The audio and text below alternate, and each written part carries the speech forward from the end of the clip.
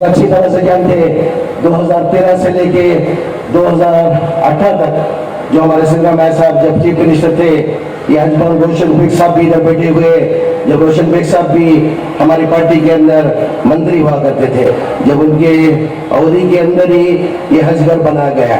मेरे ख्याल से मेरे से ज्यादा अच्छा रोशन बेग साहब इसके बारे में जानते हैं। मेरे ख्याल से ये हज भवन बनने के लिए कम से कम 100 करोड़ रुपए हमारे सिद्धरामैया साहब दिए करके मैं समझता हूँ ये रोशन बेग साहब अच्छी तरह से जानते हैं। ये जो हज भवन जो बनाए, हजगर जो बनाए, उनमें 100 करोड़ दिए गए। लब्बैक ला शरीक लक लब्बैक इन्नल हम्द वन्निअमत लक वल मुल्क ला शरीक लक लब्बैक अल्लाहुम्मा लब्बैक लब्बैक ला शरीक लक लब्बैक इन्नल हम्द वन्निअमत लक वल मुल्क ला शरीक लक लब्बैक अल्लाहुम्मा लब्बैक लब्बैक ला शरीक लक लब्बैक लब्बैक वन्निअमत लक वल मुल्क لا شريك لك لبيك اللهم لبيك لبيك لا شريك لك لبيك إن الحمد والنعمة لك والملك لا شريك لك لبيك اللهم لبيك لبيك لا شريك لك لبيك إن الحمد والنعمة لك والملك لا شريك لك لبيك اللهم لبيك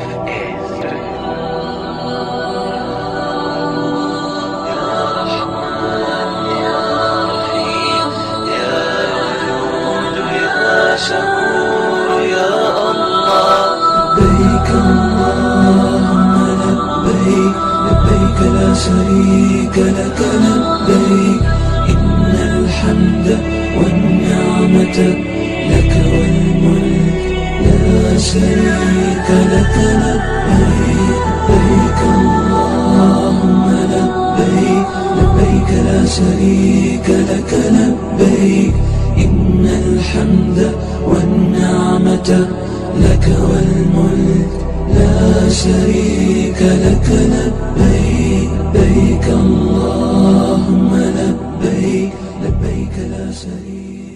आपके चाहिए हमारे चाहिए कर्नाटक के मुख्यमंत्री जनाब सिद्धरामैया साहब, यहाँ के लोकल एमएलए और मिनिस्टर जनाब कृष्ण बैरेगौड़ा साहब, और एक हमारे पार्टी के सीनियर लीडर मंत्री जनाब मुन्नियप्पा साहब, हज कमेटी के चेयरमैन जनाब रऊफ साहब,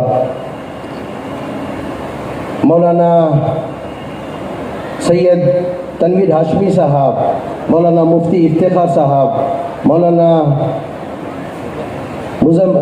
मकसूद अहमद साहब, मौलाना जुल्फ़िकार आदमी खाशी नूरानी साहब, रईस पे तशरीफ़ समाए हमारे पार्टी के लीडर जनाब नसीर अहमद साहब, जनाब रोशन बेग साहब, जनाब इकबाल हुसैन साहब, जगमन नसीर समद साहब, जनाब अब्दुल जब्बार साहब, जनाब अब्दुल अजीम साहब, इन तशरीफ़ फरमाए तमाम हज्जाज इकराम।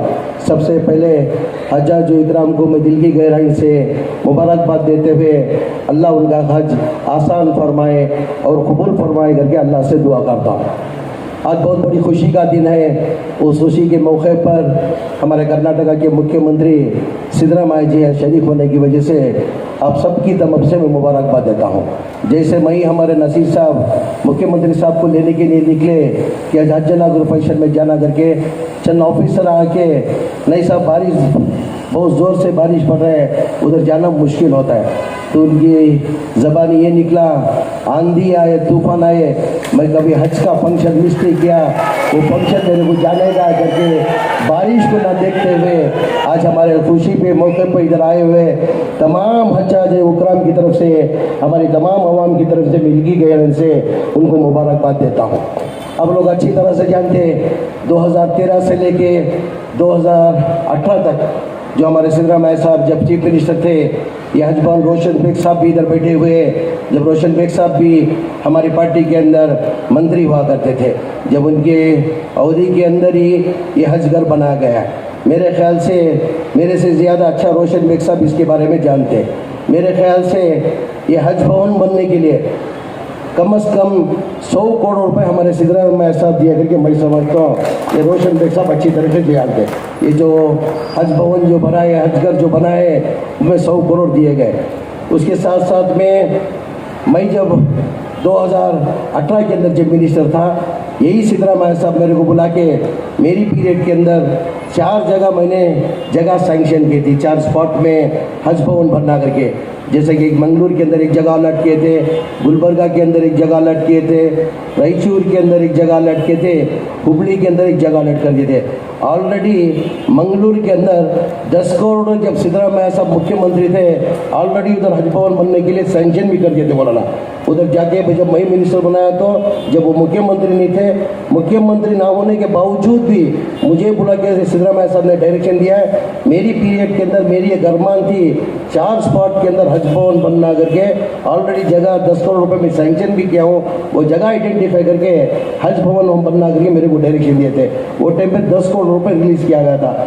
वहाँ जाके जगह देखने के बाद वो जगह समझ में नहीं आने की वजह से वो जगह हमारी हुकूमत चलेगी। अभी मालूम पड़ा कि वो 10 करोड़ रुपए के जो थे, हमारा ग्रांट जो है वो 10 करोड़ रुपए इसी पेंडिंग है। हमारे MLC फारूक साहब ने 2 एकड़ सिटी के अंदर बेहतरीन जगह दिए करके मालूम हुआ। उसके अंदर अभी मैं रहीम खान साहब को हाल ही के अंदर हम लोग हज कमेटी के मीटिंग के अंदर हम लोग बैठ के तय किए, ये चारों स्पॉट के अंदर ये 5 साल के अंदर ये चारों जंक्शन के अंदर ये हज घर होना करके हम लोग तय किए। इंशाअल्लाह ये अरमान हमारी पूरी किया जाता है। आप लोग देखे होंगे इस बार का कर्नाटका का जो कोटा था 8,100 चिल्लर हमारा कर्नाटका का कोटा था। उसके अंदर एप्लीकेशन जो है 8,170 पर 8 एप्लीकेशन आए। उसके अंदर जो हमारा जो कर्नाटका कोटा था 7,940 पर 5, यानी कैंसिलेशन हो जाने की वजह से इस बार क्या हुआ, कोई भी हज उकराम को कोई तकलीफ नहीं हुई। आज मौलाना जो हज कमेटी से जो जा रहे, मेरे ख्याल से अमन सुकून से बगैर तकलीफ के कोई जा रहे, तो कर्नाटका के अंदर नहीं पूरे हिंदुस्तान के अंदर सिर्फ जो हज कमेटी जिधर है उधर से ही हज उकराम आराम से जा रहे। आप देखिए प्राइवेट वाले जो है कर्नाटका का ले लेंगे। कर्नाटका का जो पिछली बार जो कोटा था 4,100 चिल्लर, कर्नाटका का 4,350 कोटा था यानी प्राइवेट के लिए।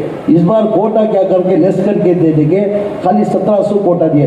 बहुत से हज अरमान रख के प्राइवेट टूर में जो जाने वाले थे वो लोग थोड़ा नाराजगी और दुख महसूस कर रहे। वजह उनकी क्या, ऑलरेडी पैसे बन दिए थे, अगर उनको जाने को नहीं हो रहा। वजह उसकी क्या हो गया, जो कोटा हमारा जो प्राइवेट का जो कोटा था वो कोटा कम करके खाली 1,300 कोटा दिया गया है। इस बार मेरे ख्याल से हज कमेटी के अंदर प्राइवेट से ज्यादा सहूलत है कि हज कमेटी के अंदर है। हमारा हज का जो है इस बार यूनिफॉर्म कर दिए, पहले ABC कैटेगरी करके था, अब ABC कैटेगरी सब इक्वल होना, अजीजिया में देना करके 3,03,000 रुपए निधि करके आज एक रेट फिक्स करके मेरे ख्याल से प्राइवेट में भी देखे होंगे, आप सुने होंगे 8 लाख 10 लाख 6 लाख 10 लाख तक भी चल रहा है। आज हज कमेटी के अंदर 3,03,000 रुपए करके एक बेहतरीन सर्विस दिया जा रहा है। उसके साथ साथ में पिछली बार थोड़ा तकलीफ ही थी हज उकराम को, वजह उसकी हमारा रहीम खान साहब बताए। वजह उसकी क्या था, 2 साल कोविड होने की वजह से कोई हज उकराम हज को जाने के लिए नहीं हुआ। वजह उसकी कोविड आने की वजह से कैंसिल हो गया था। 2021 के अंदर क्या हो गया, 2022 के अंदर लास्ट मोमेंट के अंदर, रौक साहब इधर ही शायद है, लास्ट मोमेंट के अंदर क्या हो गया, कंफर्मेशन होता नहीं होता करके लास्ट मोमेंट में क्या हो गया, कंफर्मेशन हो गया। वो बीच में क्या हो गया, 2 साल लिए हम लोग क्या किया, हज भवन जो हजगर जो है हम लोग कोविड सेंटर बना दिए थे। कोविड सेंटर बनाने की वजह से थोड़े डैमेजेस होने की वजह से एकदम लास्ट मोमेंट में अनलॉक होने की वजह से पिछली बार थोड़ा तकलीफात हुए नहीं है करके नहीं। इस बार अल्लाह के फजल करम से अल्लाह ने रहीम खान साहब को मौका देने के बाद हम लोग लगातार एक 8 दिन से आके जो इंतज़ाम कराना हम लोगों को इंतज़ाम करा रहे हैं। रहीम खान साहब एक बहुत अच्छी बात बताए, मैं भी हजों की खिदमत 20 साल से करता आ रहा हूँ। कोई बनमुटी करता है, कोई दिखावा करता है। मेरे ख्याल से रहीम खान जो है 20-22 साल से मैं भी देख रहा हूँ। क्यों 2006 के अंदर मैं मिनिस्टर था मौलाना में। 2006 के अंदर अल्लाह मियाँ ने मुझे मौका देके हज और वक्फ मिनिस्टर बनाया गया था। उस टाइम पे रहीम खान वो टाइम से खिदमत करते रहीम खान आ रहे थे। जब रहीम खान साहब मेरे पास आके रहीम खान साहब मेरे को पूछे, साहब मैं भी इधर 2-3 साल से मैं खिदमत कर रहा हूँ, मगर क्या रहीम साहब कभी आगे नहीं है, आप ऐसा पीछे से खिदमत करें। नहीं साहब मैं आगे नहीं आ रहा हूँ, मैं भी 2-3 बस आपके ट्रांसपोर्ट के साथ 2-3 बस में भेज रहा हूँ, मैं भी मेरी आखिरत की पूंजी के लिए कर रहा हूँ करके उन्होंने उस टाइम पे बताया 2006 में।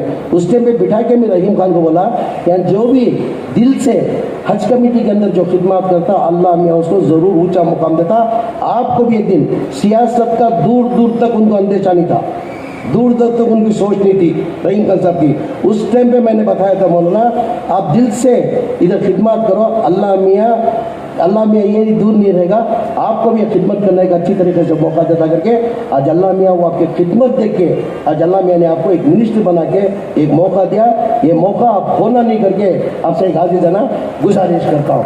और जितना भी हज का मैं ज़्यादा बात करते हुए मुख्यमंत्री का भी ज़्यादा मैं वक्त लेना नहीं चाहता। ये आप देखे होंगे मेरे ख्याल से कर्नाटका का जो हज घर जो है, कर्नाटका का पूरे हिंदुस्तान के अंदर आज कर्नाटका का हज घर बोले तो मतलब एक तारीफ़ काबिल है। और कोई स्टेट में इतनी अच्छी खिदमत कोई वॉलंटियर नहीं करता जो कर्नाटका जो हज घर में जो करता है। मेरे ख्याल से कोई स्टेट में कोई भी वॉलंटियर कोई भी इतना अच्छा इंतजाम नहीं है। ये जो भी हज कैंप जो सक्सीड हो रहा है मेरे हिसाब की वजह से, ना मिनिस्ट्री की वजह से, ना कोई गवर्नमेंट की वजह से, ये सिर्फ और सिर्फ ये जो वॉलंटियर जो खिदमत करते हैं उनकी वजह से ये हज कैंप सक्सीड होने का कारण। हज़ारों की तादाद के अंदर वॉलंटियर कम से कम 2 से लेके 3 महीने तक जो है उनके धंधे पानी छोड़ के जो भी वॉलंटियर जो है इसके अंदर मेरे ख्याल से कोई पैसे वाला वॉलंटियर नहीं है। जो मिडिल क्लास के जो वॉलंटियर होते हैं उनके कमाएंगे तो महीने का अगर उनकी कमाई आएगी तो उनका घर गुजरान करता है, उसको कुर्बानी दे के आज जो हज घर के अंदर हज भवन के अंदर जो काम कर रहे जो वॉलंटियर आज उनकी वजह से ये हज कमेटी सक्सीड होने का कारण ये पूरा क्रेडिट में ये हमारे हज वॉलंटियर्स को देता हूँ जो हज कैंप कामयाब होने के लिए। ये कहते हुए जो वॉलंटियर्स जो थे मौलाना हर टाइम हमारे जो वॉलंटियर जो होते मेरे ख्याल से हज़ारों की तादाद के अंदर वॉलंटियर्स है मौलाना इधर। मेरे ख्याल से बहुत से कम से कम 28-30 साल से इन लोग खिदमत करते आ रहे। बहुत से ऐसे वॉलंटियर्स थे जो अल्लाह का घर का दीदार नहीं करे, खिदमत करते हुए भी अल्लाह का घर का दीदार नहीं करे। ऐसों को मैं आइडेंटिफाई करते हुए 2018 के अंदर 970 जन को मैं उम्रे को भेजा था। ऐसे लास्ट टाइम पिछली बार जब आया था बहुत से वॉलंटियर्स आके मेरे पास एक गुजारिश कर लिए थे, साहब आप पिछली बार एक 970 जन को भेजे थे, उसके अंदर और 300-400 जन बगैर अल्लाह के घर के देखे बगैर ऐसे वॉलंटियर्स है करके आप लोग ने बताया था। वो वॉलंटियर्स को मैं आइडेंटिफाई करते ही हज का होने के बाद ये वॉलंटियर्स को जो नहीं जा चुके, जिसकी ताकत नहीं है, जो अल्लाह का घर का दीदार नहीं करे, वैसे जो बच्चे जो वॉलंटियर्स जो 200-300 जो बचे हुए हैं इंशाअल्लाह एक 3 से 4 महीने के अंदर उनको भी अल्लाह का घर का दीदार करने का उम्रे को भेजने का मैं वो इंतज़ाम करा के देता हूँ।